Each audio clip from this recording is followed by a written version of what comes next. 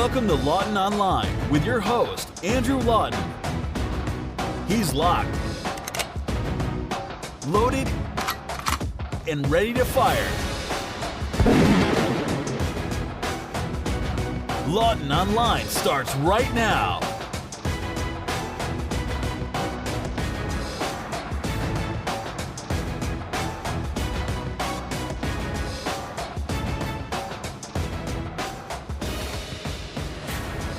Hello and good afternoon, good morning, good evening, good night, whenever you're listening. I appreciate you tuning in very much. My name's Andrew Lawton, and you are listening into Lawton Online here on TheRebel.media. This is going to be, I make few guarantees in my life. I'm not a politician in this election campaign, but I can almost guarantee you, I have to leave myself a little bit of wiggle room here, that you are locked into one of the most politically correct, hard-hitting, irreverent, exciting, intelligent, and perhaps a little bit enjoyable and entertaining as well moments of your life.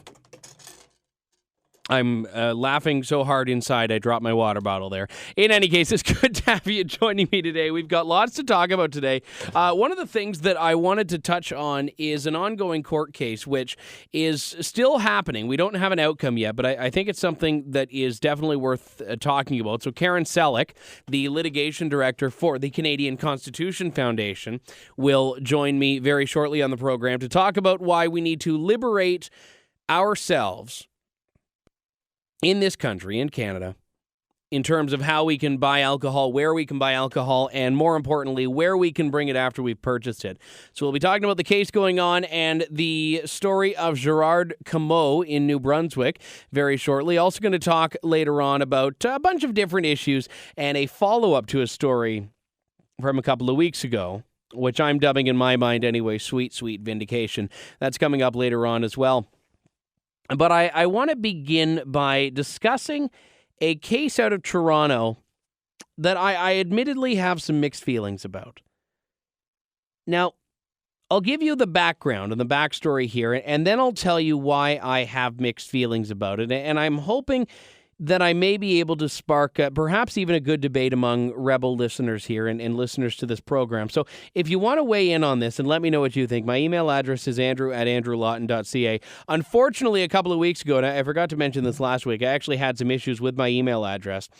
So some of you may have gotten, or maybe have emailed me and I didn't get back to you. I apologize if that was the case. I lost a lot of emails, but everything's been fixed now. So I'll be able to respond to you. And I try to respond to everyone. Some people, if you send me a story and whatnot, and I don't know that you want a response, I might not get to you. I do read them all. So if you want a response, make it clear in your email that you do. I sound like such a diva. I'm really trying to be helpful here. I am, people. So the story has to do with a man by the name of Austin Lewis, a 21-year-old who is paralyzed and confined in a wheelchair. He used to live in Texas. Now he lives in Toronto. Why he'd make that move, I don't understand, but that's for another day. That's for another episode. Because he is not able to work fully, he is seeking subsidized housing. He was on the waiting list of a city apartment in Toronto, but he was removed from this because he doesn't meet the main criteria for living there. He's applied for about a dozen accommodations in Toronto. It's all geared rent-to-income subsidized. He has done this through Housing Connections, which is an organization that manages the waiting list of applicants applying for subsidized housing. And one of them was the Amadea Abode of Peace at 3001 Finch Ave West in Toronto, an apartment on which he was on the waiting list. But he's been rejected. And this is the letter, in part, that he received from the organization. The vision of this community includes providing housing for households in which at least one person is a member of Ahmadiyya Muslim Jamaat. This means if none of the individuals of your household are a member, you will be removed from the waiting list. Yes, you heard that correctly. This means that he is denied and has been denied because he's not a Muslim. Now, this story was broken by Global News in Toronto, and I have to give them a lot of credit because you know what? There's not a lot of media outlets left that are prepared to acknowledge if someone has been victimized or been a victim of discrimination by Muslims and by a Muslim organization. So good on Global for doing that. Now, a couple of things that I want to make very clear here.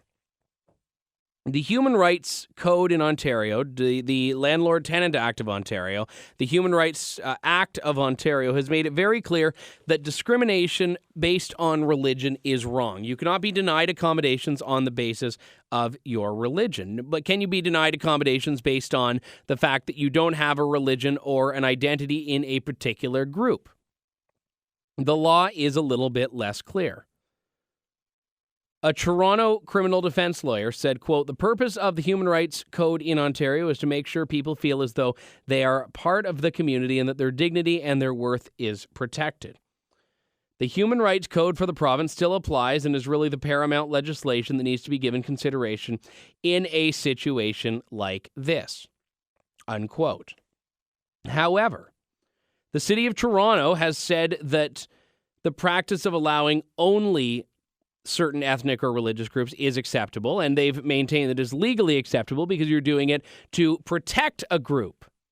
You're not doing it to discriminate against others. So if they said no Muslims, that's terrible. If they say no Christians, that's terrible. And if you say Christians only or Muslims only, apparently that's supposed to be correct. Section 18 of the Human Rights Code says you can provide services and facilities to support members of the identifiable or ethnic religious groups. So there are groups for seniors, there are groups, seniors' homes, there are Aboriginal homes, there are groups for artists, there are groups for individuals with AIDS, there are groups for people apparently of Lithuanian descent, Macedonian, Greek, Chinese, Hungarian, German, etc. Apparently there are Christian public housing establishments. I've not seen these, but I'll have to take someone at their word for saying that. Now, here's where I am of mixed opinions on this. And here's where I really want to hear what you think on this as well. Andrew at andrewlawton.ca is my email address. Because I believe that any landlord whatsoever should have the right to discriminate however they see fit. I believe that if I'm going to allow someone to live in my house, my apartment, my condo, well, condos are different, but my house or my apartment, I have the right to decide who's going to live there. If I want to let only hot women apply, that's my right. If I want to let only black men, that's fine. If I want to pick one person of each individual race to each individual room, and I'll call my building the United Nations on Queens Ave, that's my right. If I want to allow gays only, that's my right. I want to allow straights only, that is my right. I believe that when you are a landlord, you should have that right. No different than I believe a business owner should have the right to decide whomever they would like to serve. This is where my libertarian comes out. So, was Mr. Lewis discriminated against based on his lack of membership in the Islamic faith? Absolutely. I believe that discrimination is completely valid. If this were a privately run facility, if this were a Muslim apartment building that was not receiving public funds, that was not operating under the auspices of being a public benefit, which is what public housing is, what subsidized housing is. Once public funds are in the mix, this is a horse of a different animal. Would it ever be acceptable? Would it ever be acceptable for a building to say, you know what, we're not comfortable with Jews. We're not comfortable with Jews here. No Jews allowed. No, that would be against the law. Now, I'm sure there are Jewish-only buildings. I don't know if any of them are on social housing. That would certainly go against the stereotype that people tend to have on around the Jewish people and their own wealth. But if such a thing were to exist, what would a Jewish building look like? Well, for starters, the elevators wouldn't run on the Sabbath. You might have some other rules. If there's food in the building, like a cafeteria of sorts, maybe it's going to be only kosher. These are all fine. No one else would be forced to play by these rules, except for the elevator thing. You'd be forced to take the stairs. And I'm sure the Muslim building is very similar. They probably have laws surrounding men and women. They probably have laws surrounding food. They probably have laws, like Islamic law does, around a number of things. But if you just want to live there, pay your rent, do your own thing in your own room, you should have the right to do that. So here's where we have the contradiction or the inherent conflict of rights. Because even though I commend Global News for writing about this, I don't expect the Human Rights Tribunal of Ontario will rush to Mr. Lewis's defense. I believe they'll say that the Human Rights Act is meant to defend people who are being persecuted. This building is there to protect and preserve a group and a group's feeling of safety and security and being a part of the community, and therefore no discrimination has taken place. That's my prediction. That's absolutely my prediction. Now, Mr. Lewis's mother is very highly critical. She said, you know what? If this is legal, it shouldn't be. She said it's insulting. She said, I thought we were moving forward. She says, quote, we are a melting pot. This does not reflect that. Well, we're not a melting pot. You mean a mosaic, but that's exactly the problem. This is coming because we are apparently a mosaic. So for someone, and granted, I'm not permanently paralyzed in a wheelchair. I don't know what the plight is to find accessible and affordable housing. I can imagine there are probably not a lot of options. The fact that there are waiting lists reinforces this.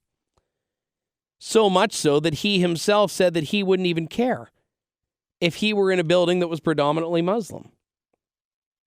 He said, quote, people are people. They do what they do. They can pray to a tree. I don't care. It doesn't impact me. I think that's a really healthy attitude. He's saying, look, you do your thing, I'll do mine. I don't need to agree with you. You know, I'm remembering the episode of Seinfeld from obviously years ago where Cosmo Kramer, decided he was going to move to a retirement community. He loved it. He was the only young person there, but why not? You know what? He was okay with his new neighbors and they were okay with him. It didn't really matter. And I'm enough of a curmudgeon and a hater of noise and you know, young whippersnappers and stuff that I've often wondered, you know, would I be better off just living in a retirement community and, eventually, you know, in a couple of decades when I'm actually ready to slow down a bit, I can decide to do exactly that and stay where I am. And obviously I'm joking, I wouldn't do that. But you know what? If you get along with the people around you, it doesn't really matter or shouldn't matter what quote unquote group where you're living is designated for. So to reiterate what I mentioned a couple of moments ago, I believe that this building should have the right to discriminate against Lewis because he is not a member of that group. What I do not believe in, though, is an unequal enforcement or an unequal interpretation of this very law and of this very phenomenon, which is what we have in Ontario and other parts of Canada now, where discrimination can only exist if it's going towards certain groups. For example, a Muslim denied accommodation on the basis of faith. Perhaps it was an all-Jewish apartment building, and a Muslim wasn't allowed there because they wouldn't fit in. Well, there would be holy hell raised, no pun intended, and it would be deemed to be illegal. And I don't know what would actually happen. We've seen enough cases, though, where the Human Rights Tribunal always sides with the allegedly victimized person, never with the person who was actually making the decisions. And the problem now is that people will say, well, discrimination is wrong, therefore I disagree with any effort to protect those discriminating. Why? Why can we not all agree that discrimination is wrong, but protect people's right to choose? The right to discriminate, yes. The right to decide for yourself who lives in your apartment building, who lives in your home, who shops at your bakery, to go back to an example that's so commonly cited in the United States at present time. So here we have an example of someone who I hope will find a place to live. I don't know his situation. I don't know how bad things are. I remember when I was in a wheelchair, I could always take solace in the fact that it was temporary. The fact that I never had to truly stop working forever. The fact that I never had to stop and move somewhere that was specifically focused to my needs. So I feel bad for him. I feel bad that the number of places that he can go to has now dropped by one, which I've gotten a sense is a pretty substantial number in this way of thinking. And I don't understand how it happens, because I know, for example, and I don't want to give too much information away here that there really isn't my place to, but I know that my church runs as a ministry affordable housing buildings. And to do this, they have to go through the city, they have to go through the province. And the church itself has set up a charitable organization to deal with this and other properties and other charitable initiatives that the church runs. And for the affordable housing, the money comes from the province generally, but it's the city that runs it and the city administers it. And the church actually has very little that it's able to do with its own building, with its own apartment building. And one of the key provisions is that they cannot afford places based on people's religion. They cannot discriminate and they cannot be exclusive. Affordable housing is affordable housing. If you're on the waiting list, you're on the waiting list, regardless of whether you believe in God or not. Now, I'm not involved in this part of what my church does, but I've talked to other people at other churches and other organizations that have had to deal with something very similar. And the question that I ask is why? You know, if a church was going to operate an affordable housing building or a number of units, whatever the case may be, I would completely respect their right to say we want only Christians in those units. I think it gets a little bit difficult when you're dealing with public funding there, and I understand that, but I appreciate that desire. Same as if a mosque were the one behind it, I would say, good for you. Yeah, you want to look out for your own people, you want to look out for impoverished Muslims, that's fine. Jewish synagogues, same thing. But as we know in so many different areas, the second you put government money into the mix, the second you bring government funding into this, it becomes a different animal entirely. Once government money is involved, we're no longer looking at a simple case of the free market. We're no longer looking at a simple case of castle doctrine playing in. So what is the answer to this? Well, we could say block public funding. Block government funding of any organizations that are discriminatory, which is what we do now. But if this is in fact the case, we need to make sure that we are looking at these situations equally. We need to make sure that we're looking at those who are going to be discriminatory in the same way if they're being discriminatory by excluding one group, or, as is the case in the Ahmadiyya building, if they're discriminating against people by only allowing one group. You know, I have to share a bit of a story. Now, I don't know much about the Ahmadiyya Muslims. Now, a Muslim friend of mine, a former, very, very different political views to me, I can assure you, but a former schoolmate from years ago had commented when I posted this article that I'm discussing now on Facebook yesterday.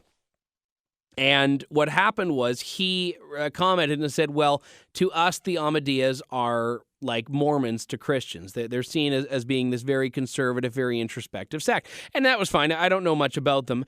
I was driving through, though, if you're from the GTA, you may know about this. And I was driving through, this was probably about a year ago. Maybe even a little bit more, but I think it was about a year ago.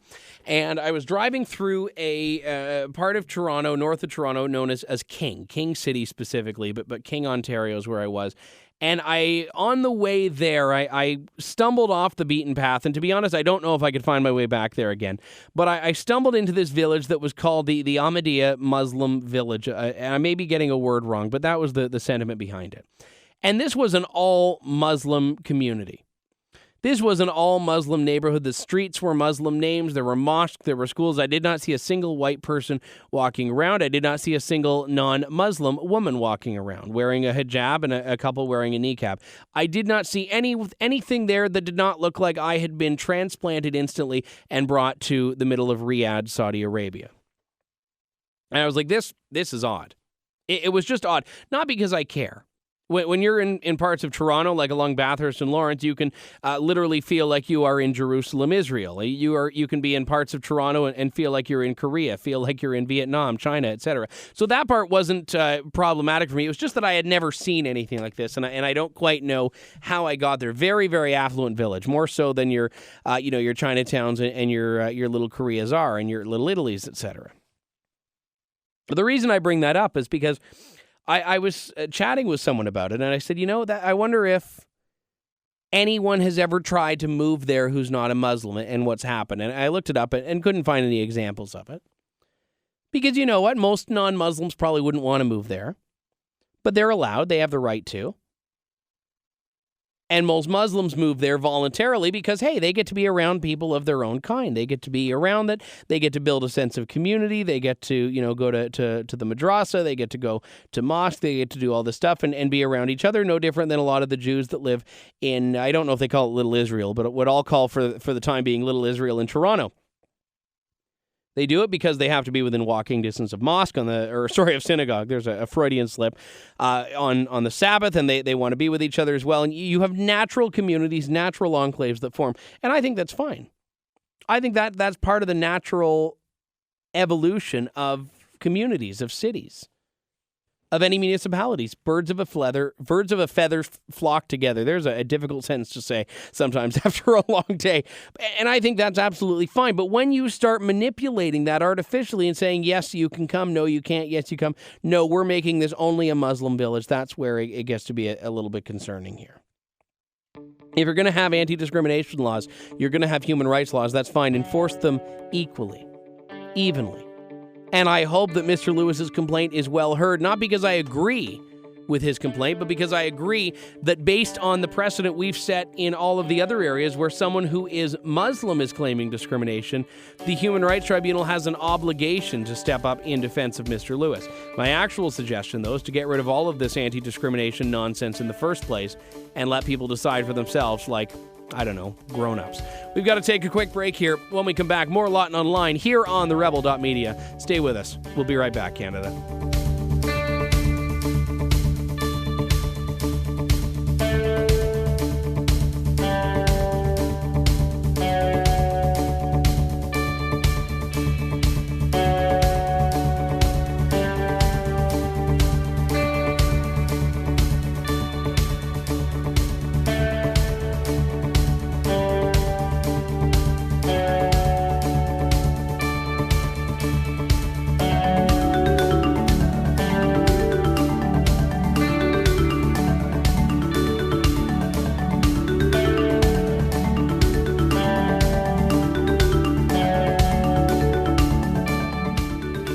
Listening to Lawton Online with your host, Andrew Lawton, exclusively on TheRebel.media.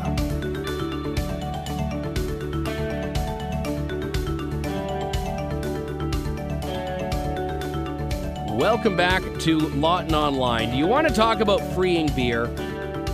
I do. I always do. Not free beer, freeing beer. Well, there's actually a court case going on in New Brunswick this week. It's actually taking place as we speak to do exactly that. Not to give you free beer, but to free in terms of liberate beer.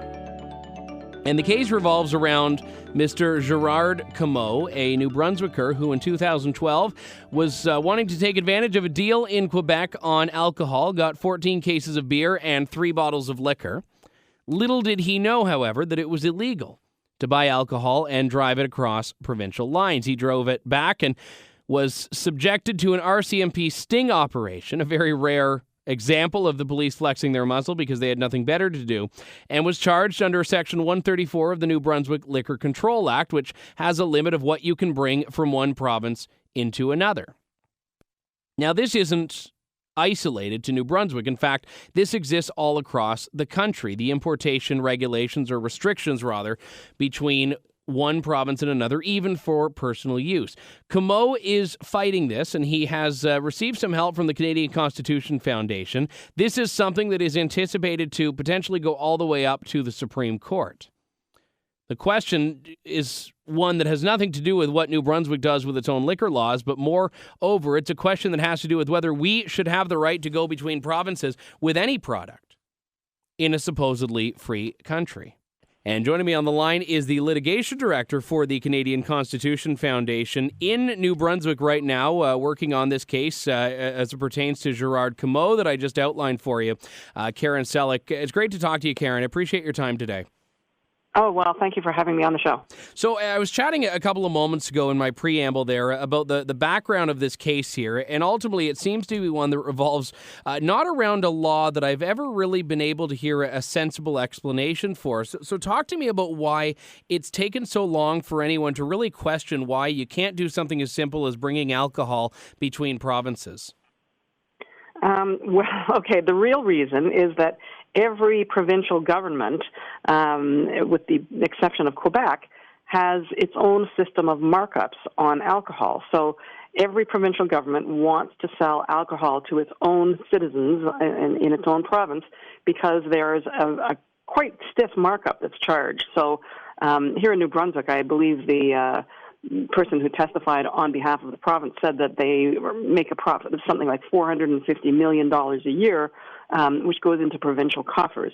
And so they don't want to give up that right. If they allowed people to bring in beer from another province, there would soon be competition between provinces to sell the most beer, and that would perhaps drive the markup down, and provinces would lose revenue. Otherwise known as competition. Well, yeah, it would be competition, and right now there is a little competition between Quebec and New Brunswick here, because ordinarily the law that prohibits the transporting across the border isn't enforced. You know, there's no customs booth where you have to stop and declare what you're bringing in. So people routinely, every day of the week, bring beer in from Quebec, where they've paid about half as much because the taxes are so low there, and they don't get stopped. It was only on one occasion, we actually heard today from a police officer in court who said there was this one-time only sting operation that the RCMP set up, and it was operated on 2 days back in October of 2012, and this is the one that Mr. Como got caught up in. And, that's the only time they've ever done a sting operation like that, where they deliberately sent officers into Quebec and followed people around, watched them buy beer, and then watched them head back over the bridge to New Brunswick. We've got cities in Saskatchewan, Alberta, where someone could easily drive across the border and back in less than 20 minutes and be home in time for dinner. I remember when I lived in Ottawa, people would quite regularly go into Quebec and bring alcohol back. And when I was never one of them, but I never knew it was against the law. I think people generally think of barriers between provinces as more symbolic than anything else when you're looking at getting around. So we're looking at here an issue that goes against what I think a lot of people assume here. And as I understand it, Mr. Como himself didn't think he was, sticking it to the man with this. He thought that he was perfectly within his rights to do this. Yeah, he'd never heard of this law. And, one of the points that the chief counsel on this case, Arnie Schweisberg, made in court the other day, there's a map that's widely issued for tourists in New Brunswick, and on the map there's information about what you can and can't do. You have to wear a seatbelt, and you have to wear a motorcycle helmet, and you can do this and you can do that, and you can't do this. But nowhere on there, there's a part that actually does deal with alcohol, but nowhere does it say you can't bring more than 12 pints of beer into the province. That's the law, but they don't bother to post it anywhere. Nobody knows. And in fact, we even found out in court the other day that there's actually a mistake on the website of the New Brunswick Liquor Corporation where they talk about how much you can bring in from the United States, and they actually get that information wrong on their website. So there's a lot of misinformation. People just don't even realize that it's illegal, as Mr. Como didn't. And it's only when a case like this comes up that everyone says, oh, my God, I've been bringing in illegal beer for years. Does this speak to a broader complexity, not just in the laws that pertain to import or transfer across provincial borders, but laws across the country as it pertains to alcohol in general? Oh, yeah. I've been talking with Arnie Schweisberg over the last few days because I'm down here assisting him at the trial, and he is a specialist in alcohol law. He's been doing this for, 20-odd years, I guess, maybe longer. And the complexity is just overwhelming. So he knows all the ins and outs, but only because he's worked in it for years. Other lawyers who only dabble in it probably don't get it right because it is hugely complex. And the other part of this is that the provinces make deals between themselves that aren't even written down, and they're not passed by the legislature. The New Brunswick and Nova Scotia liquor corporations, for instance, have this agreement. It's not even a written agreement. We've been calling it in court the handshake agreement, where they allow beer to go back and forth between New Brunswick and Nova Scotia, but not between other provinces. And so this is the kind of complexity that there is, where nobody can even find this. Even if you were to look in the law, you wouldn't find it because it's just a handshake deal between two provincial liquor control companies. I know that we've spent a great deal of time, and the whole basis of this case, just for those, just to make sure that I'm laying this out correctly, is law in New Brunswick. But I think you've outlined that this is something that we see across the country. The Canadian Constitution Foundation and your involvement in this case, are you looking to have an outcome that will lead to broader changes across the country? Yeah, our point in this case is that there's actually a provision in the Constitution, Section 121, that was written in when the British North America Act was passed in 1867. So it's been part of our law, the supreme law, the Constitution, for the whole 100 and, what are we at here, 140, approaching 150 years. And it says that all articles of produce, manufacture, and I forgot what the other word is, but all goods that are produced in one province are supposed to be able to pass freely into another province. So it's been in the Constitution that we were supposed to have free interprovincial trade, and that's ever since the founding of our country. So there are a lot of other laws, not just alcohol laws, that put up impediments to trade. For example, we've got egg marketing boards that allow only certain quotas of eggs to be produced in different provinces. So that's another barrier to trade. We would like to see all of that struck down, and we would like to see the law be enforced in accordance with what the Constitution says. Yeah, and I guess that's really interesting here, that this is actually a constitutional matter here. I mean, you're talking about something that basically revolves around getting cheap beer, but this is a violation of the Constitution that these laws are on the books. Yeah, I mean, my own personal interest in beer is zero. I don't even drink beer, but I see it as representing a broader principle. I do consume eggs, and I would like to see free trade in that, and dairy products, all these other things that have had all kinds of limitations put on them and quotas, and you can't take this here, you can't take this there. That should all disappear because it's harmful to consumers. So I guess it's worth asking the question, is there anyone other than government that really has a stake in this? I mean, are the industries themselves benefiting from these barriers? Not that justifies them. I'm just trying to understand why there is such a defense to this. Yeah, it would be hard to say in the case of alcohol. I'm not sure how to answer that question, but certainly in the case of other items where there are quotas on production, so that in effect there's a little oligopoly that can charge higher prices than they would if there was free competition. So the dairy industry, the poultry industry, the egg industry, all of those. I think it's pretty clear that this type of legislation, which is actually protectionist, it protects them from competition from the U.S. and from other provinces. I think it's intended to raise prices to provide a better standard of living for the farmers engaged in those in producing those products, and that's why they are so resistant to seeing those barriers fall. And when you put in any provisions that basically guarantee a certain level of profit and guarantee freedom from competition, you can say that the industry is doing well, but consumers themselves are losing. And we in Ontario, where I know you're from as well, see this on a regular basis with the LCBO, where you compare its prices to market value of the goods that it's selling. Yeah, and the same thing with agricultural products like dairy products. Ontarians pay a lot more than people in the United States, for instance. So, yeah, it definitely drives up the price to consumers. So I know that because this is going to be a constitutional challenge, there's a great deal of time in this. Are you optimistic about this case, or is this something that you think could drag on a very, very long time? Not that those two are mutually exclusive. You could be optimistic and still in it for the long haul, I suppose. I am optimistic, and I know that our team of lawyers, so there's me and Arnie Schweisberg and Michael Bernard, we're very optimistic, and we've been pleased with how the case is going this week. We're very pleased with our own expert witness, and we haven't been impressed by the evidence that has been called by the Crown. So we think that we have a good chance of success, but we also expect that if we're successful at this level, the New Brunswick government will probably decide to appeal. And we wouldn't be surprised to see this go up to, all the levels of appeal and end up at the Supreme Court of Canada. And apparently, I wasn't there, but even before the case started, apparently the judge expressed that concern also to counsel in a pre-trial meeting.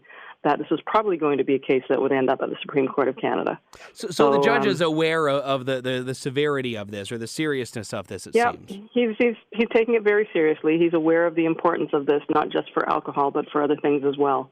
And it will take a fairly long time. You know, we're scheduled to finish the trial on Friday, but we don't expect to have our decision then. He'll probably have to get transcripts of the evidence and review the evidence, make sure he writes a good judgment, because he seems to be a very conscientious judge. And then, you know, we may be getting a decision around the end of the year. And then if there are appeals, it'll probably be another couple of years before it reaches the highest court. Well, it'll be very interesting to see what happens from that. We'll have to follow up with you at a later date.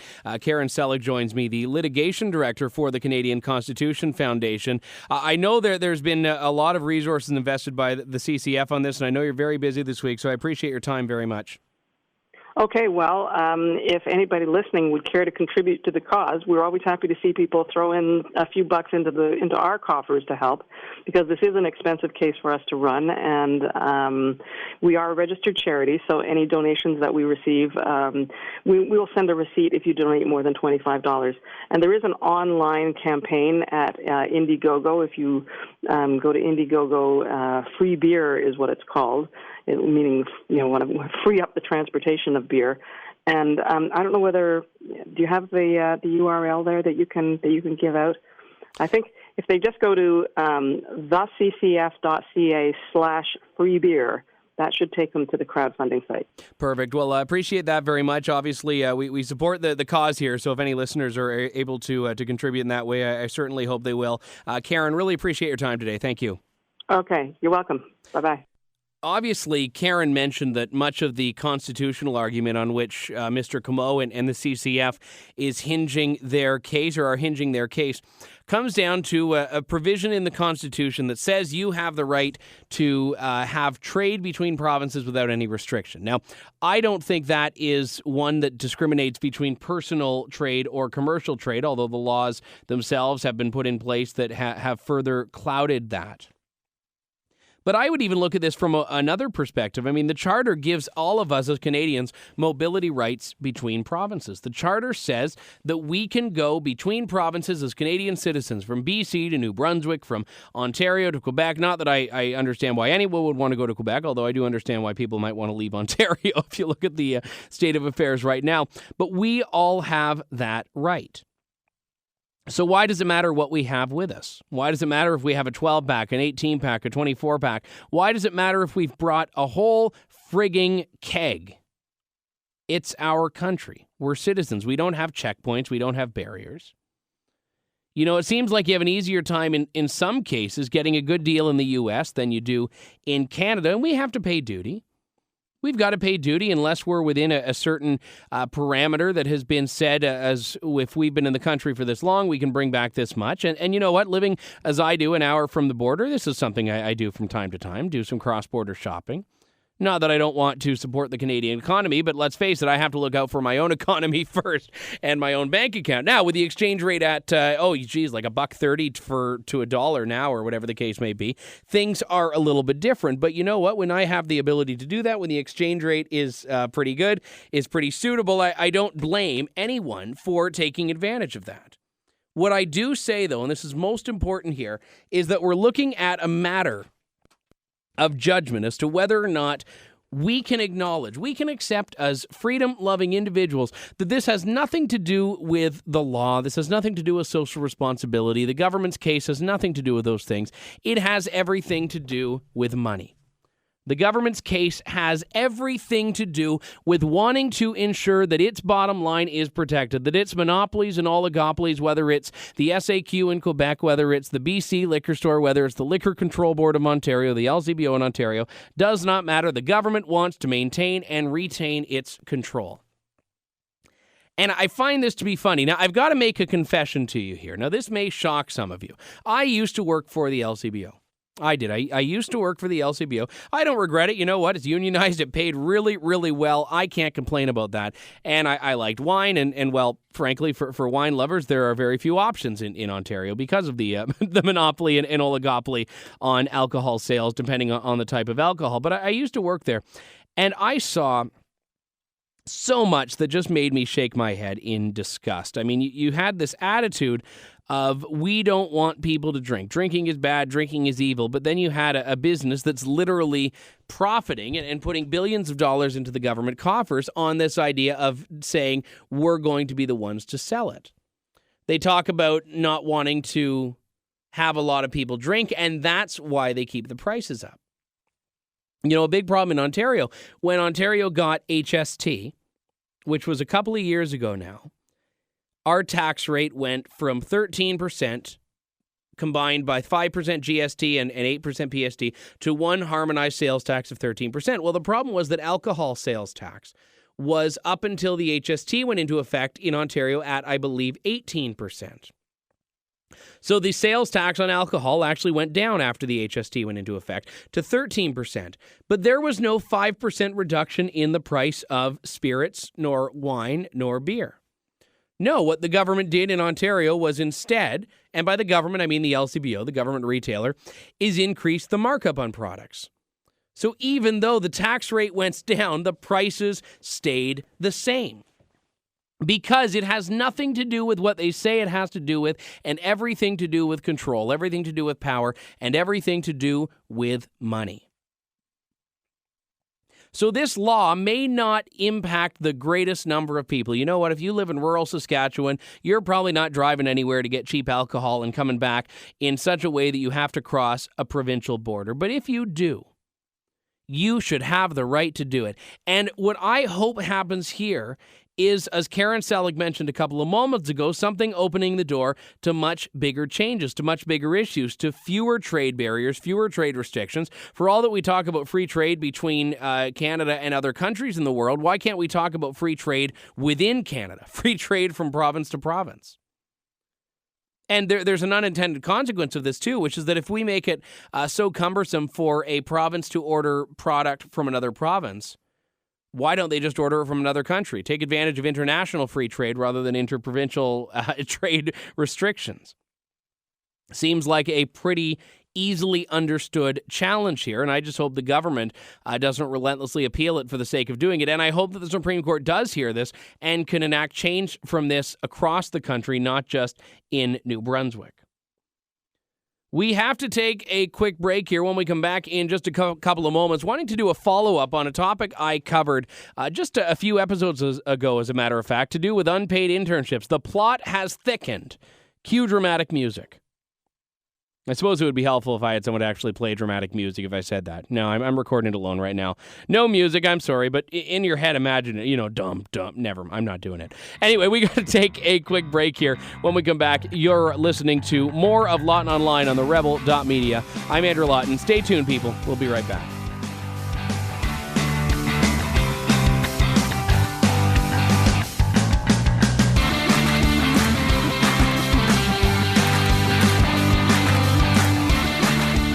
He's unapologetic, unwavering, and unafraid to take on the left's sacred cows. He's Andrew Lawton, and you're listening to Lawton Online on TheRebel.media.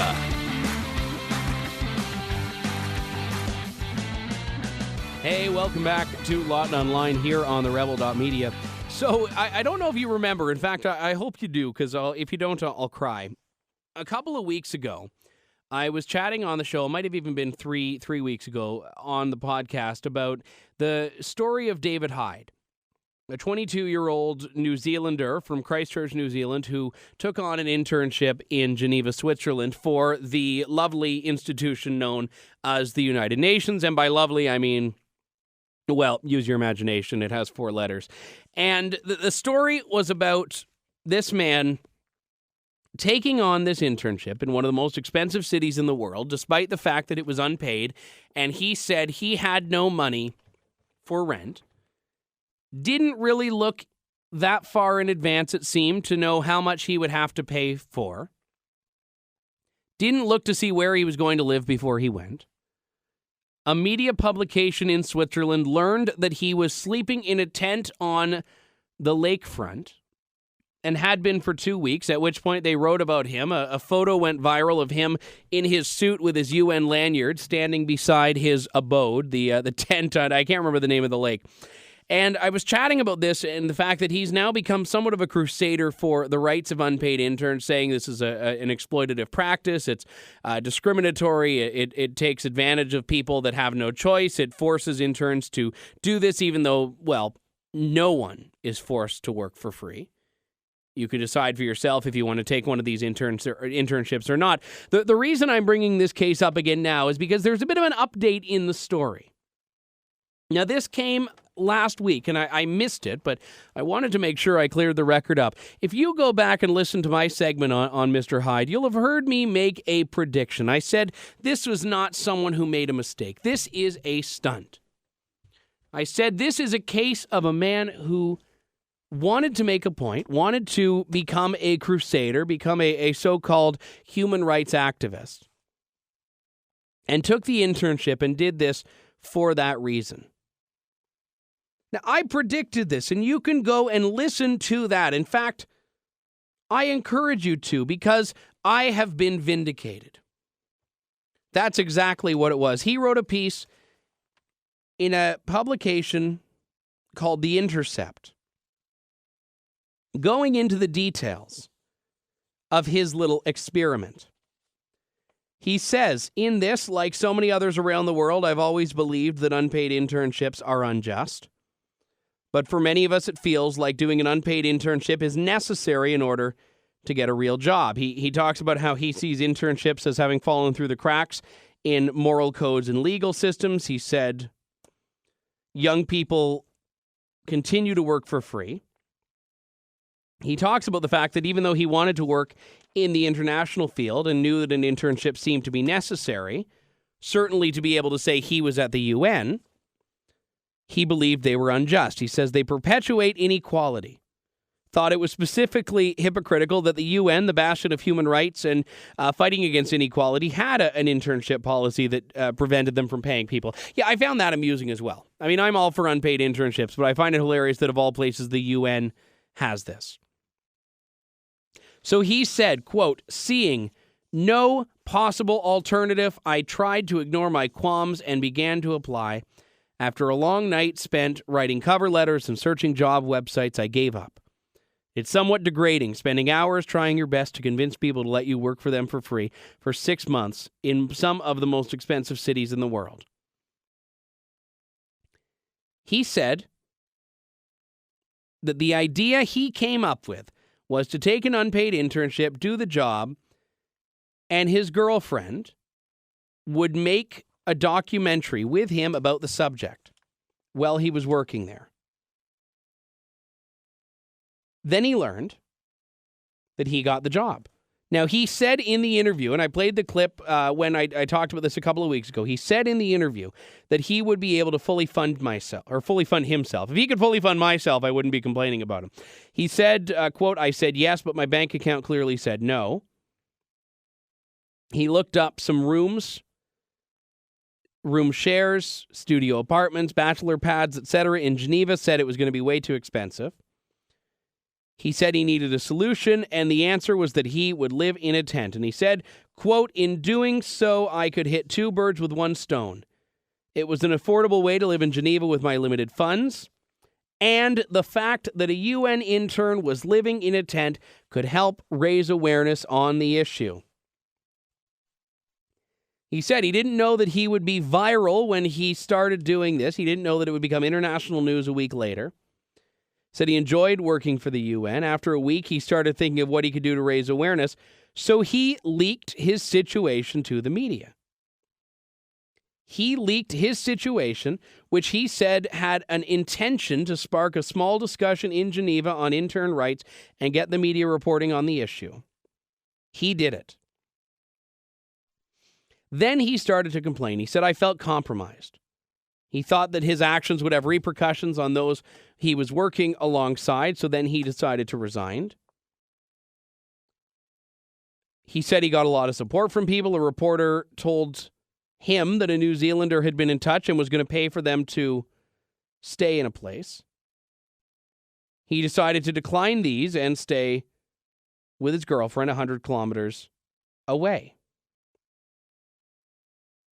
So not interning, still in Switzerland. He says, yes, he worked as an intern. Yes, he lived in a tent. Yes, he was unable to afford himself. And yes, he wanted to raise awareness. Here's the key line. I chose to live in the tent because of the powerful imagery I knew it would provide. Now, in terms of the branding, good for him. I think he would make a great candidate for an unpaid marketing internship. He's proven that he knows how to create a viral campaign. He's captured what it is about which the media likes to care. But he also was a grandstander in the process. And I'm glad that he's finally been honest on that. I'm glad that I was the one that got to call it. Because, look, I did a segment about this on my podcast. I did a segment about it on my radio show. I also did a segment about it on The Roy Green Show, which is a nationally syndicated show on which I was guest hosting a couple of weeks ago. I've talked about unpaid internships a lot. I've given speeches on the subject. And people will always ask. I've gotten emails and phone calls and texts, not to my personal number, thank goodness, but I've gotten texts from people saying, would you ever work for free? And the answer is no. I was never in a place in my life where I could afford to, for 6 months or a year, work for free. Because I was not raised with a silver spoon in my mouth. I was raised with a plastic fork, and I can assure you where it was lodged was not my mouth. And that's not to say that I wasn't raised in an environment in which I always had everything I needed as a child. I did, absolutely. But I never had the luxury items. I never had a 6-month rent check for an apartment in Geneva without me earning an income. No, I've had to work. I had to take out student loans to go to school. My parents helped me a little bit with university. They didn't cover the whole thing, nor should they have. But when all is said and done, I have had choices. I can decide which industries it is in which I want to work or that I want to even try out. I can decide whether or not I'm going to work for this price or that price or no price at all. And anytime someone talks about the need to abolish unpaid internships, the conversation goes the same way with people saying we need to raise the minimum wage, we need to put in a living wage, we need to do all of these things. It's a conversation that denies the existence of individual and personal negotiating abilities and personal responsibility for everyone in the country. And I get it. You know what you're going to feel if you're some recent graduate from University of Toronto, a little bit less powerful than the CEO of ABC International. You're going to feel different than that person. And you know what? They've got a lot more power than you. They've got a lot more negotiating power. But if you are good enough, you can sell yourself. And is that a realistic view of the way it's going to work for everyone? Absolutely not. It's not realistic for everyone. I'm not naive in that respect, but it is absolutely accurate. If you're worth it, people will pay. If you don't have the experience, get the experience. If you don't know how to get the experience, well, maybe that means swallowing your pride, which is what a lot of these people aren't prepared to do. So no, would I want to work for free? Absolutely not. But I've made choices in my life and tried to be the best that I can in everything I've done so that hasn't had to be an answer that I've had to give, that yes, I will work for you for free. We've got to take a break here. When we come back, more Lawton Online on TheRebel.media. Stay tuned.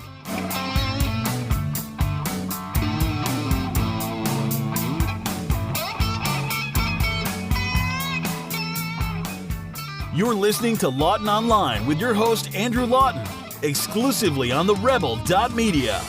Email your thoughts to Andrew at andrewlawton.ca or tweet Andrew using @AndrewLawton.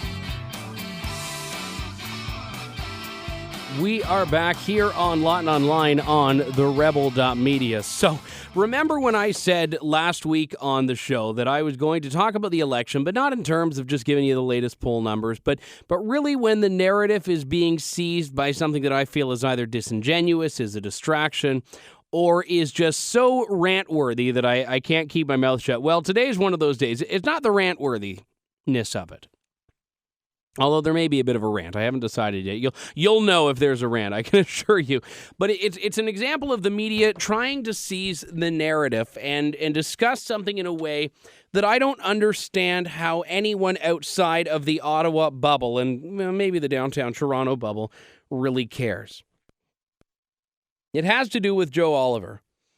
the finance minister and now candidate for re-election in the riding of Eglinton Lawrence, who was to speak yesterday, on Wednesday of this week, at a luncheon at a private club in Toronto, an athletic club called the Cambridge Club. Now, to be honest, I'm not in the elite circles. I'm not a member of the Cambridge Club. I didn't even know of the Cambridge Club's existence until this week. But Joe Oliver is to speak, and only a couple of hours before the event was supposed to start, it was canceled.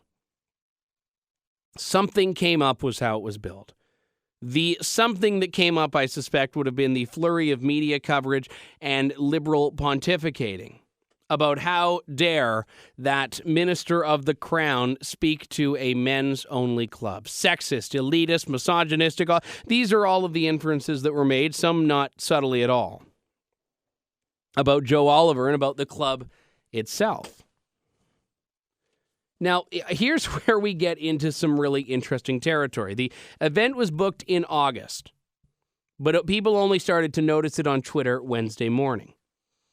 The club has been around since 1973. Joe Oliver has apparently been a member for that long. So in his time in office, no one really knew or cared that he had been a member of a men's-only club for 42 years.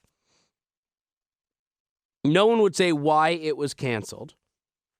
His team said Joe Oliver speaks to many groups, many organizations, many individuals, etc. He talks about a number of topics. A Liberal candidate, Chrystia Freeland, crashed the club, trying to stage some sort of, Ezra Levant-style Q&A with the club president, but failed miserably in the process because she doesn't, have the ability. And I would say she doesn't have Ezra's good looks either, but I'm just saying that because he's the boss here. She said that the finance minister, quote, who refuses to speak to the House of Commons, who is unavailable to the press, had a plan to give a private meeting in a private club and talk about the Canadian economy there. Yeah, he can talk to whoever he wants to. If the people of Eglinton Lawrence don't like it, they don't have to vote him in. And they may not. You never know. A lot can happen between now and October.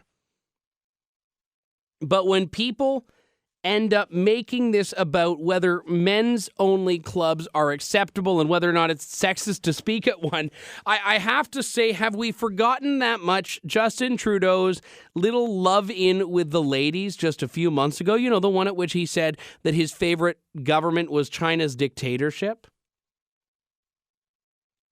An event where Justin Trudeau invited only ladies. I don't believe any men were there. And where women were invited to ask him such hard-hitting questions as, what's your favorite virtue? This is the same Justin Trudeau who had a women's-only political event, and now his party is nailing or attempting to nail Joe Oliver on going to a men's-only athletic club. I don't care. Some people are against private clubs because of the classist issues. If a private club were to accept me as a member, I feel the need to invoke Groucho Marx's famous quote, and I'm paraphrasing here, I would never be a member of a club that would accept me as a member. That's generally my rule on this. Who cares if it's a men's-only club? I mean, for the longest time, Boy Scouts and Cubs and Beavers were only for males. And then you had Girl Guides and Rangers and Pathfinders, etc. for females, and that was fine. It was only in the last maybe decade or two that women wanted to get into Scouts, and the scouting movement unfortunately caved on that. Of course, no boys are in Girl Scouts and whatever the ones that Sparks are now. Not that necessarily we'd want to, but the thing is, there's this huge double standard of which groups are acceptable to have their own forms of exclusion and which groups aren't. It's funny, we were talking earlier on in the show about the Muslim-only apartment building. Why do people have an issue with a men's-only club?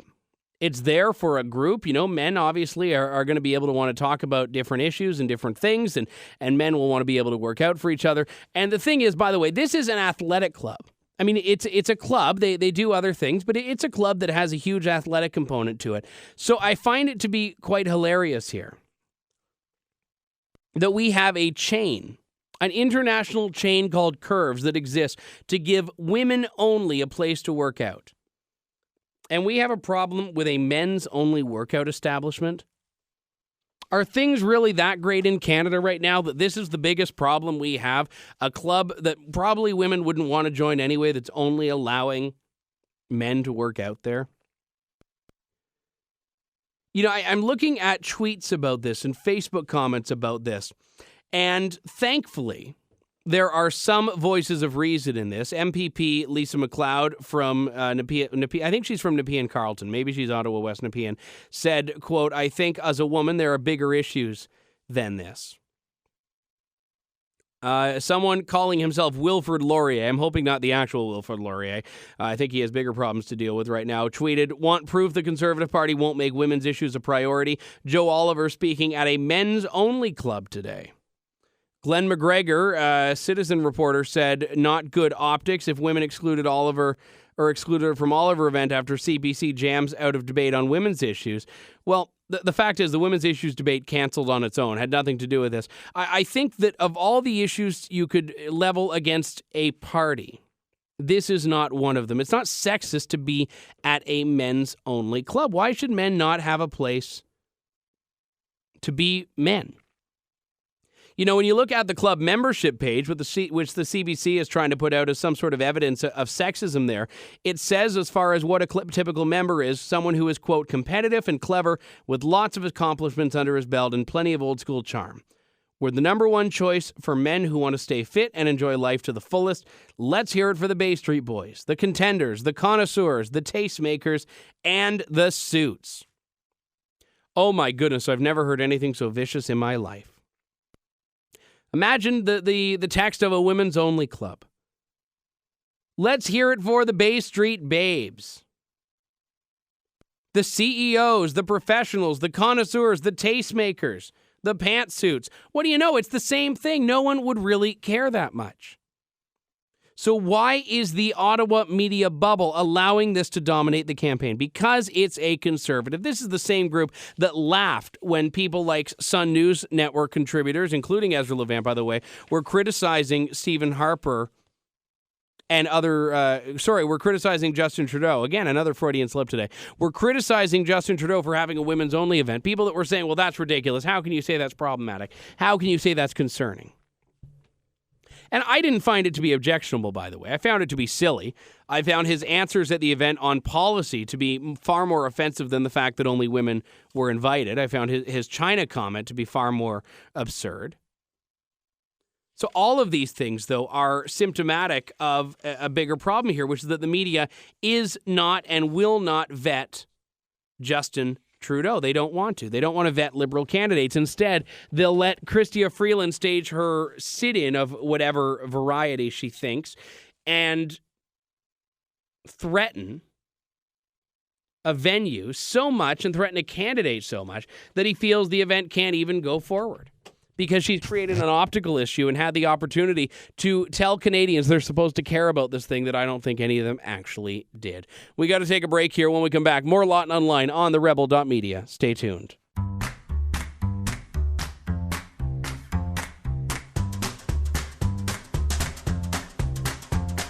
It's time for It Must Be a Liberal, only on Lawton Online. Scouring every corner of the globe for stories so outrageous, there must be a Liberal involved.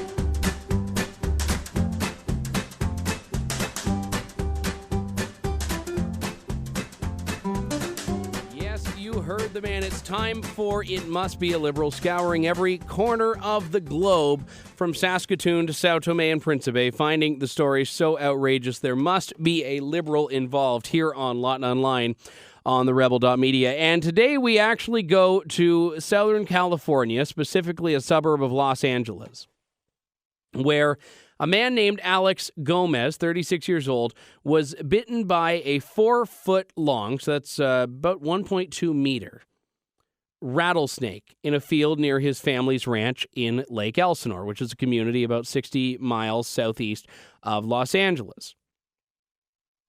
Alex Gomez is a little bit concerned, not as much as his mother, Deborah, is, who told the TV station that her son might lose his hand because of the bite wound to the extremity. It swelled up after the bite. He was taken to a local hospital, treated with antivenom. Still don't know what's going to happen yet. Sometimes this very breed of snake can have a bite that is fatal. There are about 800 bites a year that take place in this in California from rattlesnakes. Peak time is April to October. We're still in the midst of that. But there's a reason that this story comes up now. You see, the 36-year-old Alex Gomez near Lake Elsinore had picked the rattlesnake up to pose for a photo. He saw a 4-foot-long rattlesnake and said, you know what, I think this would make a great picture. He picked it up, and, well, the rest is history. You know, I don't want to attract this topic with too much venom here. Pardon the pun on that. Actually, don't pardon it at all. Let it go and just laugh. Just enjoy it. But I think it's safe to say when you pick up a poisonous snake, knowing that it's poisonous, all for a picture, well, it's safe to say you must be a liberal. There's really no other option. We've got to wrap things up for the show today, folks. But I have a bit of an announcement. If you may have seen it on Facebook and Twitter. And I don't normally try to make these podcasts about me personally, but, you know, people have been asking me questions, so I figured I'd take a couple of moments, clear the air around this. Yes, the news is true. As of this past weekend, I am betrothed, no longer doomed to a life of singledom or the male equivalent of spinsterhood. My lovely sweetheart is now my lovely fiance. So I appreciate all the well wishes that people have sent on social media and the couple of people that have questioned what the heck's wrong with her. To be honest, I don't know, and I spend every waking hour trying to avoid learning the answer to that question of why she'd want to be with me. But she's absolutely wonderful. Appreciate it very much, and am looking forward to the rest of forever. We've got to wrap things up here, but a big thanks to all who tuned in, and of course to my guest on the show, Karen Selick. Lawton Online resumes next week on TheRebel.media. Thank you so much for tuning in, Canada. I'm Andrew Lawton. We'll talk to you soon.